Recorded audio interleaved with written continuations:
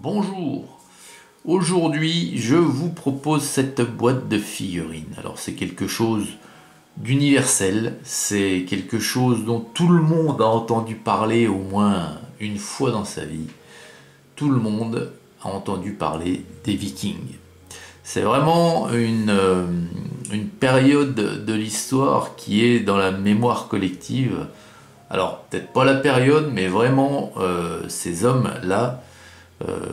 Quand on prononce le nom viking, tout le monde sait vraiment et a dans sa tête tout de suite une image de guerrier tel qu'on a là sur le box art de la boîte. Les vikings, ces hommes du Nord, donc venus des pays nordiques qui sont au jour d'aujourd'hui la Norvège, la Suède, le Danemark, pour les plus connus. D'ailleurs les Suédois qui étaient eux plutôt appelés les Varig à l'époque, et tous les Danois, Norvégiens étaient eux véritablement ceux qu'on appelait les Vikings.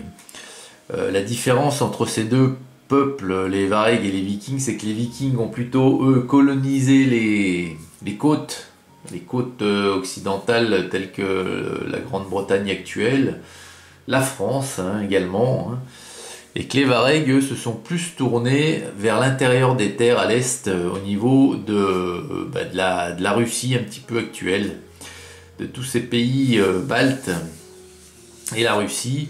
Et donc les Varig sont un petit peu à l'origine de la création de l'État russe. Les Russes de Kiev, ou les Rousses, ça dépend comment on pouvait dire les deux. Et quoi qu'il en soit, c'est un peuple, des guerriers qui ont vraiment compté dans l'histoire. Ici, c'est une boîte Zvezda qui va nous parler de guerriers vikings couvrant la période du 9e jusqu'au 11e siècle, après Jésus-Christ, bien entendu. Et c'était vraiment à ce moment-là qu'était l'âge d'or, là où les Vikings se sont véritablement fait un nom. Donc en plein dans leur maximum de rayonnement à travers le monde. Alors, Zvezda, c'est la référence 8046, c'est une référence de 2007, ça commence à dater. On va faire un petit tour rapide de la boîte. Il y a 41 figurines à l'intérieur de celle-ci. Et moi, j'ai eu l'occasion de peindre plusieurs de ces figurines. Alors, si je retrouve les photos, je vous les mettrai en incrustation comme habituellement. Pardon. Mais je peux déjà vous dire que c'est vraiment encore une gravure superbe. Ce sont des figurines superbes. C'est vraiment un plaisir à peindre. Et on va regarder ça de suite. Alors, il n'y a plus rien dans la boîte. Alors, il y a 3 grappes. Enfin, il y en a même 4. Il y a 3 grappes différentes, plus une petite grappe là ici d'état-major qu'on va commencer. Et puis on va regarder, hop là, une grappe en détail. Alors ici elles sont dans un plastique gris. Alors, on va de suite regarder l'état-major et on va commencer par le porte-étendard là qui est sincèrement il est magique, il est magnifique. Allez, vous êtes prêts? Tout de suite, on va rentrer dans le vif du sujet et vous allez voir que j'exagère pas. Regardez ce porte-étendard viking qui en même temps joue de la corne, qui sonne peut-être l'arrivée des vikings, qui eux inspiraient une crainte, mais une crainte sans pareil. C'était vraiment des...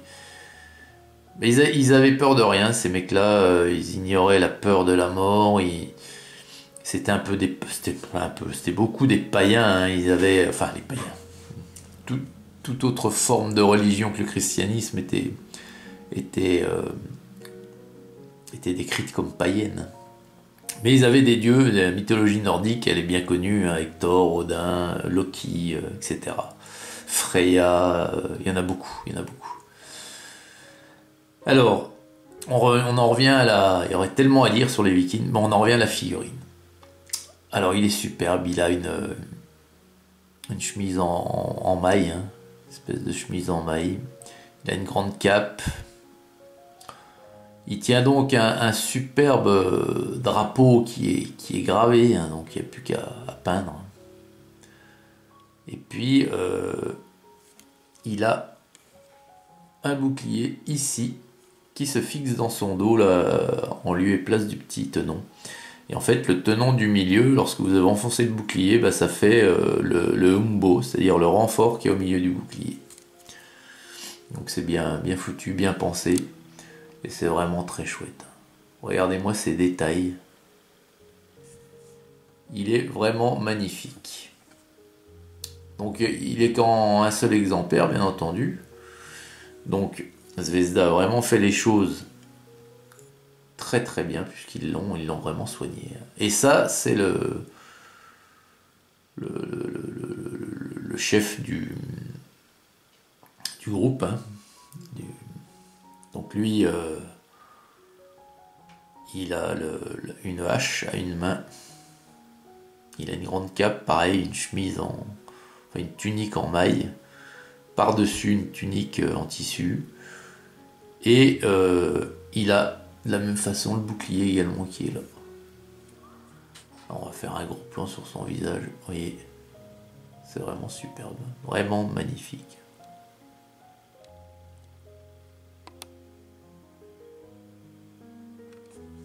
Voilà.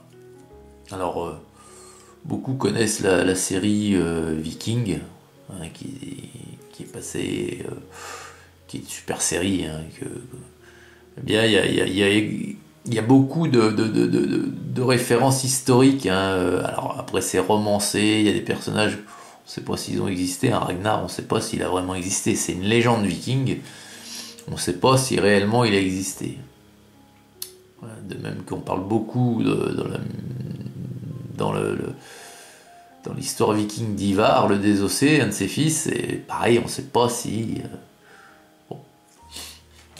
Alors voilà pour la grappe d'état-major. Maintenant, on va prendre la grappe complète qui est donc répétée 3 fois, celle-ci. Et bah vous allez voir, c'est tout aussi beau. On va commencer donc par ceci. Hop, voilà. Alors vous voyez qu'en haut, on a déjà une rangée de boucliers hein, qui sont faits exactement de la même façon que sur la petite grappe que je viens de vous montrer, avec un trou au milieu. Et chaque viking a un petit tenon pour permettre de coller le bouclier. Alors ici, on a en premier lieu un archer. Alors un archer, vous voyez, puis qui a plutôt un accoutrement, lui, qui fait penser un petit peu à un accoutrement, une coiffe, hein, comme une chapka, qui fait un peu penser à un guerrier russe médiéval, mais il y avait peut-être quelques similitudes, hein, parce que c'était de peuples qui vivaient quand même dans des pays où les températures étaient, surtout à cette époque, beaucoup plus froides que maintenant, et que pourtant maintenant, plein hiver, ça caille toujours dans ces pays-là. Donc ils avaient beaucoup de similitudes au niveau de l'habillement et beaucoup de choses en fourrure, et c'est ce que ressemble à son chapeau. Donc on voit qu'il a une tunique en cuir, lui, c'est un archer, donc il n'a pas besoin d'avoir de la cotte de maille, parce qu'il est assez loin des premières lignes, et il est superbe. Ensuite à côté on a un homme avec une hache à 2 mains, une grosse hache, hein, ça devait vraiment trancher dur ça. Alors casque, cotte de maille, et puis par contre, alors attendez, je regarde, ah si, un bouclier dans le dos, mais on sent toute la férocité ici dans ce personnage. Ils avaient peur de rien, donc ça, voilà. Ici on en a qui pourrait donner un coup de pied à un ennemi tout dans la seconde qui suit en lui assénant un coup d'épée. Et ils les ont bien fait tous barbus avec des cheveux un petit peu longs. Celui-là, là, est torse nu. Et il est pareil, hein, il est dans une position de combat, d'engagement de combat. Hein. C'est-à-dire qu'on voit pas les. Ils sont bien faits parce que vraiment toute leur détermination, leur efficacité ici est bien retranscrite parce qu'on ne les voit pas en position de défense, on les voit surtout en position d'attaque. Hein. Voilà. Alors lui, il a une lance qui est très droite, qui est bien proportionnée, vous voyez. Et puis avec un bouclier devant. Il a une cape, il a également une tunique qui est en cuir, lui. À côté, on en a deux identiques. Alors eux, ils ont des boucliers puis une petite hache. Alors eux, ils ont une fourrure, hein, voilà. Donc ils n'étaient pas tous pareils. Hein. Il n'y avait rien d'uniformisé, hein, c'était chacun s'habillait avec ses moyens et ce qu'il avait, quoi. Ce qu'il avait pu peut-être voler dans des rapines ou des butins d'une attaque précédente. Alors en face, on passe, donc on a, on a un là ici, voilà, qui avance, vous voyez, l'épée brandie, le bouclier, donc toujours volontaire, voilà, qui va, hein, alors lui on l'a déjà vu. On a ici, bah lui c'est pareil, hein, on l'a déjà vu. Ouais. C'est l'homme à la lance, hein, pardon. Alors je regarde, oui c'est bien le même. Hein. Donc ici c'est le premier qui est là, voilà. Ici ceux-ci on les a pas vus, donc on a un petit javelinier hein, qui a une petite lance. Il y en a une deuxième qui est passée dans la lanière de son bouclier une fois que vous l'aurez mis. Là. Voilà. Donc lui, il n'a pas de protection, hein, c'est une tunique. On pourrait penser que c'est un jeune, hein, parce que vous voyez qu'il n'a pas de... Mince. Il n'a pas de pilosité au niveau du visage. Donc peut-être un viking qui participait à un de ses premiers raids ici. Voilà. Ce qui explique aussi ça. Non, il est de la même taille. Hein. J'allais dire qu'il est plus petit, mais non. Là, c'est un archer hein, qui avance, qui est en embuscade. Voilà, le casque. La flèche d'encocher, mais pas. L'arc ne doit pas être bandé. Hein. Plus il se déplace. Et on voit qu'il n'est pas en position de viser, surtout. Donc, voilà. Puis tout le tour de la grappe, on a des boucliers, hein, comme je vous ai montré. Voilà. Donc vraiment, moi j'avais adoré cette référence hein, quand je l'avais eu peint. Alors je les avais peints pour un client à l'époque qui m'avait envoyé ses figurines hein, pour que je lui peigne. Et bah justement, lui, il avait voulu que je lui représente beaucoup de Vareg. Et d'un autre côté, j'avais fait également beaucoup de Russes. Donc je pense qu'il voulait un peu représenter les batailles qu'ont pu opposer les Vikings aux Russes.